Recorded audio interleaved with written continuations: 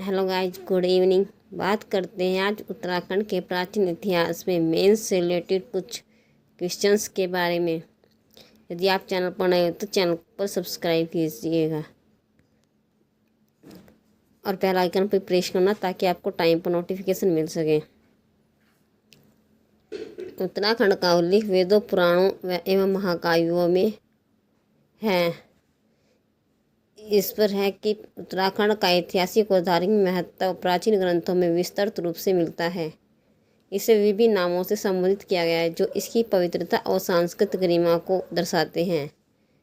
वेदों में उल्लेख की बात करें, ऋग्वेद, सामवेद एवं अथर्ववेद में हिमालय का उल्लेख है। इसे देवभूमि और ऋषियों की तपभूमि कहा जाता है। यहाँ की नदियाँ गंगा और यमुना को पवित्र माना गया है। पुराणों में उल्लेख की बात करें, स्कंद पुराण, विष्णु पुराण और वायु पुराण में इस क्षेत्र का वर्णन मिलता है। इसे केदारखंड और मानसखंड कहा गया है। यहाँ स्थित बद्री, केदार, गंगोत्री, यमुनोत्री तीर्थों का विशेष महत्व बताया गया है। पुराणों में इसे देवताओं का निवास और मोक्ष भूमि कहा गया है।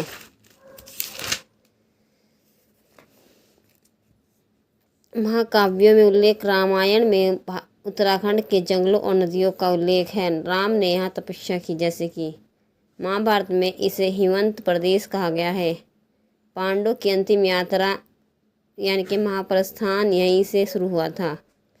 भीमपुल, स्वर्गारोहिणी, वसुंधरा जैसे स्थल महाकाव्यों से जुड़े हैं। निष्कर्ष इस प्रकार उत्तराखंड का उल्लेख प्राचीन ग्रंथ में देवभूमि, केदारखंड, मानसखंड और हिमवंत प्रदेशों के रूप में हुआ है। नेक्स्ट क्वेश्चन से रिलेटेड बात करें कि कुरु, पंचाल और अन्य जनपदों का उत्तराखंड से संबंध। कौरव और पांचाल जहाँ की द्रौपदी से और अन्य स्थलों से संबंधित बात की गई है। उत्तराखंड का प्राचीन इतिहास महाभारत कालीन जनपदों से गहराई से जुड़ा है। यहाँ की भौगोलिक स्थिति ने इसे सभ्यता और महाकाव्य परंपरा का महत्वपूर्ण अंग बनाया। कुरु जनपद, इसकी राजधानी थी हस्तिनापुर। महाभारत के अनुसार पांडवों का उत्तराखंड से विशेष संबंध रहा है। पांडवों ने अपनी अंतिम यात्रा में स्वर्गारोहिणी उत्तरकाशी की ओर प्रस्थान किया है। बद्रीनाथ, भीमपुल, माणा गांव में स्थित है। भीमपुल सरस्वती नदी पर स्थित है और वसुंधरा जलधारा भी सतोपंत ग्लेशियर के पास है। जैसे स्थानों पर कुरु वंश की कथाओं से जुड़े हुए हैं। पांचाल की राजधानी इस क्षेत्र द्रौपदी पांचाल की राजकुमारी थी जिनका विवाह पांडवों से हुआ था। अनेक स्थल आज भी उत्तराखंड की लोक कथाओं में मिलते हैं जो द्रौपदी से संबंधित हैं। अन्य जनपदों की बात करें, किन्नर और किरात जनजातियां उत्तराखंड की पर्वतीय घाटियों में निवास करती है। शक, नाग और यक्ष जनों का भी उल्लेख उत्तराखंड से जुड़ा हुआ है। महाभारत व पुराणों में यहाँ के पर्वतों और नदियों का बार बार वर्णन मिलता है। निष्कर्षतः उत्तराखंड कुरु, पांचाल और अन्य जनपदों की धार्मिक व सांस्कृतिक गतिविधियों का केंद्र रहा है, जिसने इस भूमि को देवभूमि कहा है। देवभूमि की पहचान दिलाई है उत्तराखंड को। नेक्स्ट में महाभारत और रामायण काल का उत्तराखंड में ऐतिहासिक संबंध कैसे था। रामायण काल का संबंध, रामायण काल में उत्तराखंड को हिमवंत प्रदेश और तपोभूमि कहा गया है। भगवान राम ने वनवास के दौरान इस क्षेत्र को ही यात्रा की थी। लक्ष्मण ने तपस्या हेतु गंगा तट पर आश्रम बनाया, जिसे आज लक्ष्मण झूला ऋषिकेश कहा जाता है। सीता माता का संबंध इस क्षेत्र की अनेक लोक कथाओं से जुड़ा है। ऋषिकेश, देवप्रयाग, बद्रीनाथ इस क्षेत्र रामायण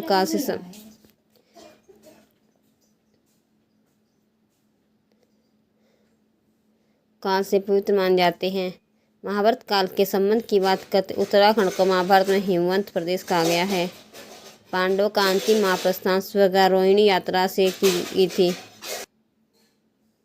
माणा गांव के पास भी भीमपुल, वसुंधरा जलप्रपात और स्वर्गारोहिणी शिखर, जो अभी बताया था कि स्वर्गारोहिणी शिखर उत्तरकाशी में स्थित है, इस यात्रा से जुड़े स्थल हैं। उत्तरकाशी और कुमाऊं क्षेत्र में पांडवों से जुड़े अनेक गाथाएं और लोक परंपराएं प्रचलित हैं। निष्कर्षता है कि रामायण और महाभारत काल में उत्तराखंड न केवल आध्यात्मिक तपोभूमि रहा बल्कि इसे देवभूमि की पहचान भी मिली। प्राचीन काल में उत्तराखंड का व्यापारिक एवं सांस्कृतिक महत्व। उत्तराखंड में व्यापारिक और सांस्कृतिक महत्व विशेष रहा है। जैसे कि भोटिया जनजाति का व्यापार था।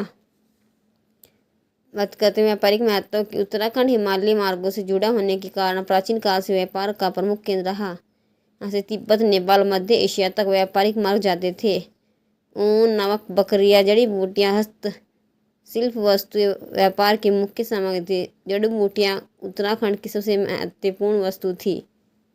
गढ़वाल और गुहाओं की नदियां और घाटें व्यापारिक आवाजाही में सहायक थी।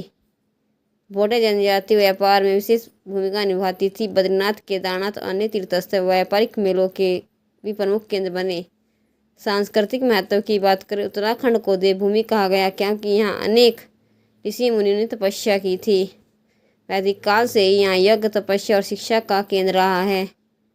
बद्री, केदार, गंगोत्री, यमुनोत्री जैसे तीर्थों का सांस्कृतिक व धार्मिक महत्व रहा है। चारधाम यात्रा में ये चारों स्थान स्थित रहते हैं। कत्यूर चंद्रवंश के समय मंदिर निर्माण कला और शिल्प कला का उत्कर्ष हुआ था। लोकगीत, लोकनृत्य और त्योहार जैसे नदी उत्तरायणी सांस्कृतिक जीवन का अंग बने हुए हैं। यहाँ भारतीय और मध्य एशियाई संस्कृतियों का आदान प्रदान हुआ है। निष्कर्षतः प्राचीन काल में उत्तराखंड व्यापारिक मार्गों का संगम और सांस्कृतिक धार्मिक केंद्र रहा, जिसने इसे उत्तराखंड को विशेष पहचान देने में भूमिका निभाई है। बात करें यदि प्राचीन काल में उत्तराखंड का धार्मिक महत्व, जैसे तीर्थ एवं मंदिर परंपरा, उत्तराखंड के तीर्थस्थल और मंदिरों की विशेषता रही है। जैसे कि सूर्य मंदिरों की बात करें, गंगोत्री, यमुनोत्री जैसे मंदिरों की बात करें, पंचबद्री, पंच केदारों की बात हो। यदि धार्मिक महत्व की बात करें तो उत्तराखंड को प्राचीन काल से ही देवभूमि कहा जाता है। यहाँ अनेक ऋषियों ने तपस्या की जिससे यह क्षेत्र तीर्थभूमि बना। वेदों, पुराणों और महाकाव्यों में गंगा, यमुना, केदारनाथ, बद्रीनाथ, मानसखंड का वर्णन है। इसे मोक्ष भूमि और ऋषियों की तपोभूमि कहा जाता है।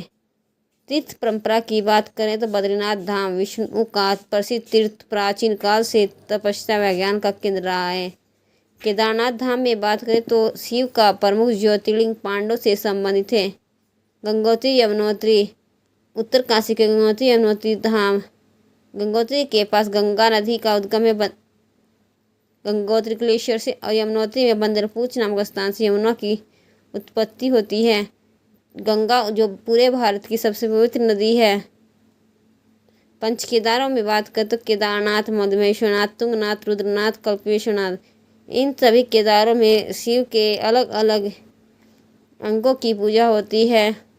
और पंच बद्री जैसे बद्रीनाथ, जो ध्यान बद्री, आदि बद्री, भविष्य बद्री, व्रत बद्री, बद्रीनाथ में पंच बद्री में विष्णु के अलग अलग रूपों की पूजा की जाती है का विशेष महत्व रहा है। कुमाऊं जागेश्वर धाम से उपासना का प्रमुख केंद्र रहा है। जागेश्वर धाम को उत्तराखंड में पांचवा धाम की संज्ञा से भी नवाजा गया है। मंदिर की परंपराओं की बात करें तो कत्यूरी चंद्रकाल में पत्थर लकड़ियों से बने मंदिर विकसित हुए हैं। चंपावत का बालेश्वर मंदिर और अल्मोड़ा का नंदा देवी मंदिर प्रमुख उदाहरण हैं। नंदा देवी के नाम से नंदा देवी यात्रा भी निकाली जाती है। मंदिर न केवल धार्मिक स्थल बल्कि सामाजिक और सांस्कृतिक केंद्र भी रहे हैं। निष्कर्षता की बात करें तो प्राचीन उत्तराखंड तीर्थों और मंदिरों की परंपरा से संपूर्ण भारत की धार्मिक चेतना का केंद्र रहा है। गाइज, यदि आप चैनल नेक्स्ट टॉपिक भी उत्तराखंड से संबंधित रहेगा, जिसमें उत्तराखंड के हिस्ट्री से रिलेटेड या किसी और टॉपिक से रिलेटेड मेंस में संबंधित क्वेश्चन कैसे कैसे आ सकते हैं, उनसे रिलेटेड पर्सनों और उनके उत्तर सहित होंगे। यदि आप चैनल पर नए हैं तो चैनल को सब्सक्राइब करना, अपने दोस्तों के साथ शेयर करना, वीडियो को लाइक करना। धन्यवाद।